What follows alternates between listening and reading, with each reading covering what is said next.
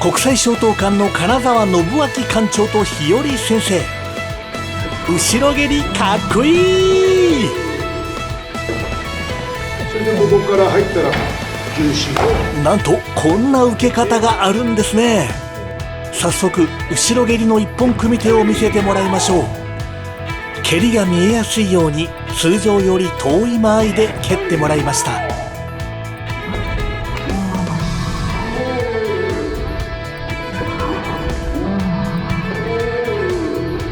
館長、基本一本組手と自由一本組手は何が違うのですか？11本組手の場合はお互いがもう自由な構えから、それでこの間合いの変化をこう、がありますから、でやっぱりここでもっと勘を養う、その10組手とか試合組手の、前の一つ前の、約束組手ですね、最後のね。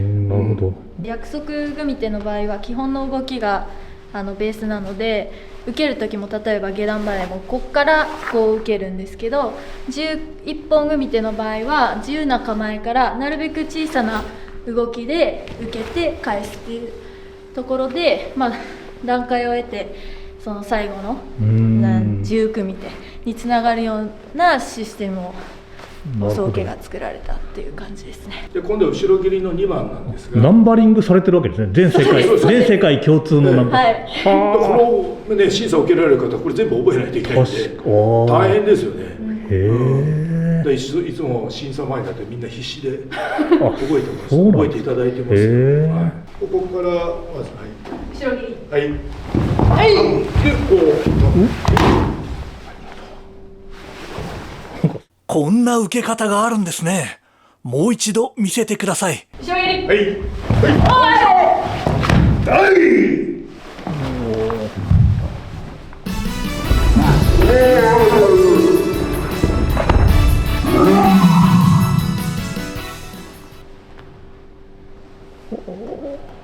これは相手の攻撃に対して前に入っていきますね。そしてこの踏み込みと同時にこの逆下段押さえ受けてこう入って、そしてここから入ったら今度はこの受けた手を今度は相手の蹴りの下に入れてこのかけていきます。そして踏み込んだ足はで、相手の蹴り足の軸足の方に置いていきます。でここから足を払っていきます。それと同時にここから重心を相手の上げて落としていきます。そこから落とし突き、下段突き。黒帯ワールドの黒帯、鉄の拳を持つ男、武道歴45年の高石橋さん、どうでした？後ろ蹴りってね、難しいんですよ、正直。だけどあとはバランスの良さ、まずは。であともう一つバランスと、あとしっかりこの蹴り足に重心がこうドーンと乗ってるように見えてる、ちゃんと、見えてると乗ってるんでしょうけど、僕はすごい後ろ蹴り下手くそなんだけど、こっちってここにいてこの足だけでドーンっていうことやりがちなんですよね、やっぱりバランス取るために。じゃなくてしっかりこれがドーンとこっちに行くようなイメージのちゃんと蹴りだから、本当当たったらちょっとやばいなっていう感じですね。なるほど。高さん、この日和さんの得意技らしいんですよ、後ろ蹴りが。はいって自分で言うのもあれなんですけど、いいと思いますよ。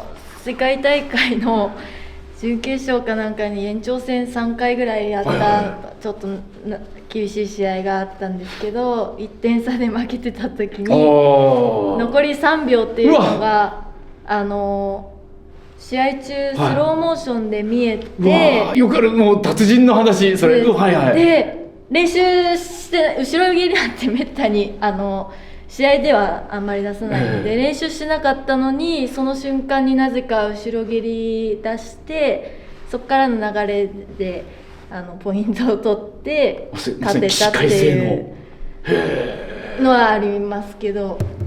2019年の世界大会組手の準決勝です。後ろ蹴りからの突き、お見事。なんか出ちゃったっていう後ろ蹴りが、はい。でも稽古はもうとにかくもちろんやれてたんですね。基本の中では稽古しますけど、なかなか試合組で稽古の中では後ろ蹴りになってもそうですね。一般的に後ろ蹴りってねやっぱりちょっと危険な技なんですよ。危険っていうのはそのやる側にとって、はい、後ろ向けちゃうから、はい、一瞬背中向けちゃうって何よりも一番危険なことなんで、あと片足になっちゃうから、はい、だそこをなんか出ちゃってよかったですね。自分でもなぜかわかんないですけど、すごいもう奇跡のような一瞬のあれですね。お母さん、じゃあこの流れで日和先生のちょっと受けてみたい後ろ蹴りをぜひぜひミットなしでそれやめてよ。俺折れちゃうからまたやめてそれミットありで、はい、ぜひぜひ、ちょっと、僕もいろんな先生方の蹴り受けてきてますからね、はい、楽しみ絶対そっちで驚かないですよ、蹴りとかに関しては。そうですよね、次回日和先生の後ろ蹴りを食らっちゃいますよ。そして後半はトークタイム。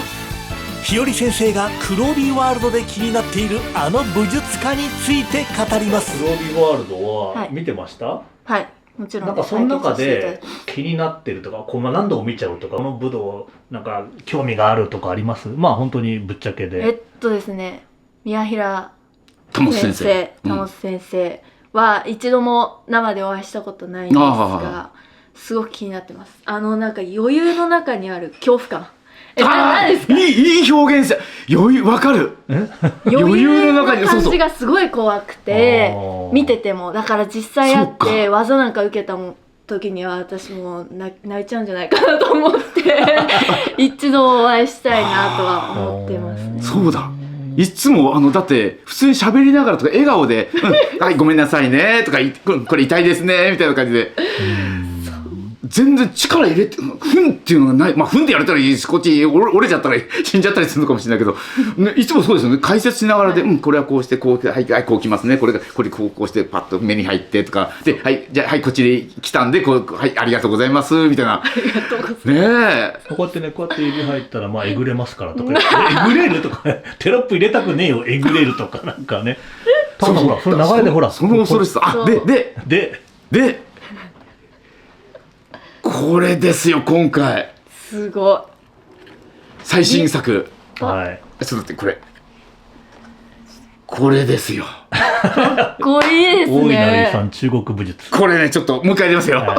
これ長中って言って、まあ肘打ちじゃなくてその肘による体当たり、その体重移動とかを使ったものなんだけど、これがねこうでしょ。うわ本当にあれ本当にいわゆる団中っていうかこの胸骨の真ん中に受けちゃった。僕本当に折れたかと思いますね、撮影中に沖縄でやどういうれた時。感覚でしたか？もうへっこんじゃったの、完璧に陥没したっていうあれもびっくりしたのですよ本当に。だからソフトにでこう来たらでこう来ますねって、あれ本当何だったんだろうね。僕も今動画を見てなんで俺あんなに吹っ飛んじゃったんだろうと思ってトンってやるだけでもうおたたたたたたトンってそう触れたぐらいなで、それおそらくみんな何やってんだよみたいな、やらせかよっておそらく思ってたと思うんだけど、あれ僕が一番びっくりしたもんね。完全に重心を崩されああそうだったんだろうねあれね。このなんかその前のあれでやれた時にね。ひよりさんは宮平先生の動画でいろんな技があるじゃないですか。例えばこの八極拳とか、あとは婦人脚っていう関節蹴りみたいなとか、関節技でもうぐにゃぐにゃになっちゃう。なんかどういうのに興味があります？関節技でぐにゃぐにゃにさせてもらいたいです。そうだ。買いたいよ。でも私これ嫌だな。これはやめた方がいいよ。いいです。もう見てるだけで、もうやられ済みの方がたくさんいる。まあそれからねあれなんでみんなさミットをさ返してやらないの？やっぱり凄さを伝えたいのかね。いやあれ本当今みたいなミットをさちゃんとこうやってね持ってミット越しにやってほしいんだけどさ、必ずみんなさあそこの人たちって生でやりますよね。確かにね。まあその方がやっぱ凄さが式な発想なんだね。凄さが伝わるだろうと思う。そうなんですね。でもそのおかげでですよ、やっぱりどれだけすごいかって分かりましたからね。あれは本当にいい経験でしたよ。じゃあひよりさんは宮平先生のところに行ってぐちゃぐちゃにされたいわけ。あ、でもね、その関節技の後のあれがいいや。転結じゃないけど、こうされてるあれはダメだよ。あれは女性にやっちゃダメ。俺もう人生で一番痛かった。あれ本当に涙出ますよね。涙で、中先生も涙出て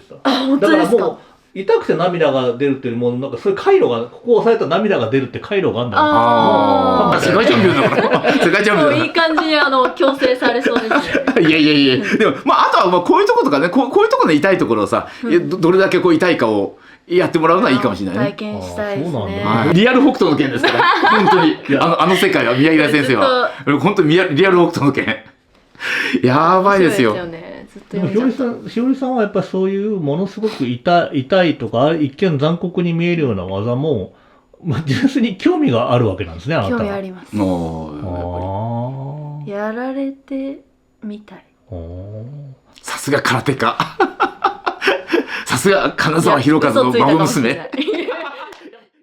祖父の時もまあ空手をね、メインでというかしっかりやってたんですけど、その中でも自分から足運んで古武道だったり、太極拳もね、太極拳もすごいやられてたんだ。陽明寺先生いろんなことをそう自分から学びに行ってた方なので、やっぱそういったところはこう考え方は柔らかいというか柔軟で広いなっていうのは思ってて、そこはすごくそこも尊敬してます。だからもう達人とかなんかね、その大先生と呼ばれる立場になっても、いやそうじゃなくてまだまだ私修行者ですみたいな感じで、おそらくね、本当だって陽明寺先生のところでずっとやってらっしゃったのものすごい有名な話だから、で当時はほらやっぱり空手とって太極拳なんて言ったらなんとかちょっと踊りじゃんみたいな雰囲気もあったんで、でそれをなんでわざわざって言ったら、やっぱちゃんとこう自分の中で柔らかい動きの中でこうとか。それを全部こうでおそらく取り入れてご自分の空手にまたしていくっていうか、その小東館なんだけど国際小東で金沢博和のその空手として、なんていうのよりその完成させていくっていう姿勢がやっぱすごいなと思いますよ、本当に。金沢信明館長と日和先生の国際小東館シリーズ、次回をお楽しみに。Everyone is a hero in 黒帯ワールド。黒帯ワールドでは誰もがヒーロー、もちろんあなたも。それではまた黒帯ワールドでお会いしましょう。